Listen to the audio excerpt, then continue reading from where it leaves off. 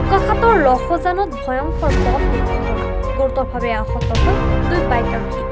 আহত 2 বাইক আৰোহী গোলাঘাটৰ দৈগুৰুঙৰ পাপু চাহু আৰু সুৰুজ গোৱালা।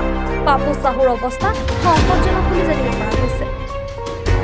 বোকাখাতৰ পৰা দৈগুৰুং অভিমুখী AS 03AE 7647 ৰয়েল এনফিল্ড বাইকখন আৰু WB 23F 7773 তেল পৰিবাহী টেংকাৰৰ মাজত মুখামুখি সংঘৰ্ষৰ ফলত সংঘটিত হৈছিল দুৰ্ঘটনাটো।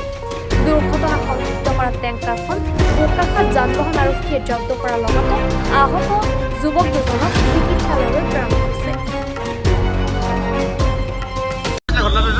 এখন গাড়ীয়ে খুন্দা মাৰিছিলে বাইকখন মানে এজন চিৰিয়াছ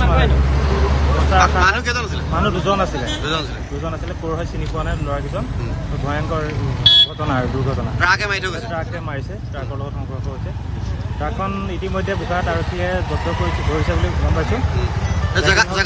এইটো লখজান বুলি কয়। চিনাকি এতিয়ালৈ বৰ্তমানলৈকে হোৱা নাই, চিনি পোৱা নাই। কিবা এচিড আছে নেকি গ্লানটোত।